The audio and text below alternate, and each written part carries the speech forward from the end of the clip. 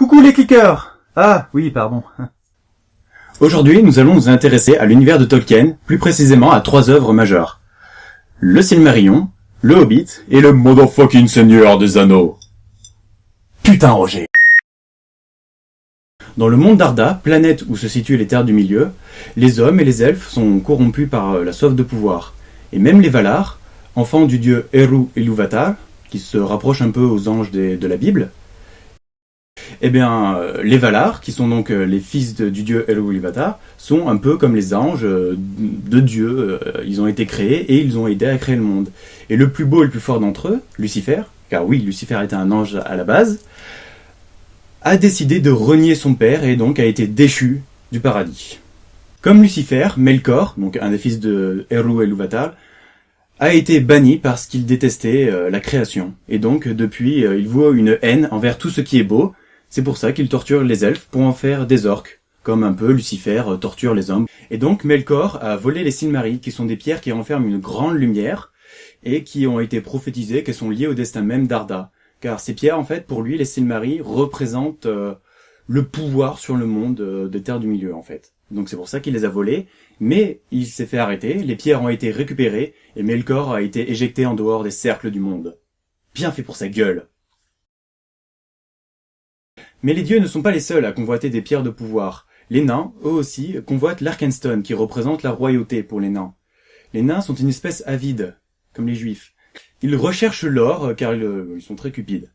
Tout cet amas d'or a fini par attirer une créature gigantesque et dangereuse, le dragon Smaug, qui chassa les nains et s'empara du trésor pour le couver pour lui tout seul. Héritier du trône, Thorin et Cú-de-Chêne décident de monter une compagnie pour aller récupérer cette pierre, l'Arkenstone, et devenir le roi.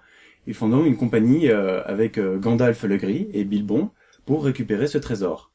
Il finit par le récupérer, tuer le dragon, mais malheureusement, il est atteint par une maladie, la maladie du dragon, qui l'empêche de partager le trésor. Il devient stupide. Il décide donc de garder le trésor pour lui tout seul, ce qui entraîne la guerre des 5 armées, et la guerre dans laquelle il perdra la vie, malheureusement. Et dans le second âge de la Terre du Milieu, les anneaux de pouvoir furent forgés. Tout commença lorsque les grands anneaux furent forgés. Anecdote intéressante, Tolkien est mort en 1973, comme 1 anneau pour Sauron, 9 anneaux pour les hommes, 7 anneaux pour les nains et 3 anneaux pour les elfes. Voilà, c'est un pur hasard. Coïncidence? Je ne pense pas. Peut-être. Cet anneau fut coupé au doigt de Sauron, son créateur, mais bizarrement, l'anneau n'a pas de pouvoir, hormis l'invisibilité, quand il n'est pas au doigt de Sauron. Et pourtant, les elfes, les hommes se battent pour l'avoir. Un hobbit, nommé Sméagol, finit par trouver l'anneau, et malheureusement pour lui, il est torturé, et donc il devient la créature Gollum. Mais Frodon finit par tomber sur l'anneau, et donc est envoyé par la communauté de l'anneau pour le détruire. Il arrive à la montagne du destin, et jette l'anneau dans la lave. Mais malheureusement, Gollum saute avec et meurt. Bon, malheureusement ou heureusement d'ailleurs. Ouais, enfin malheureusement pour lui, il est pas si méchant que ça, Gollum. Juste un petit peu con. Et schizophrène.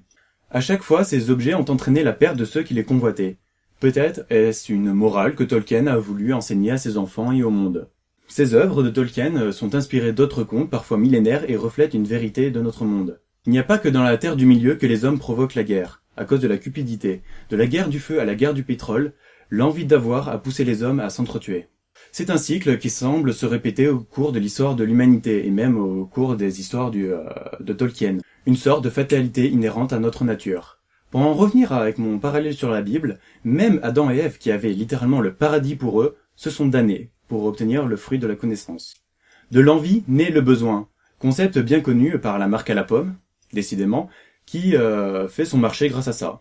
Ces histoires, écrites par Tolkien, doivent nous faire comprendre une chose importante. C'est que l'homme le plus riche est celui qui n'a besoin de rien. Cette vidéo est maintenant terminée, j'espère que mon analyse vous a plu. N'hésitez pas à laisser un pouce vert et à vous abonner si ce type de vidéo vous plaît. Sur ce, je retourne en Terre du Milieu.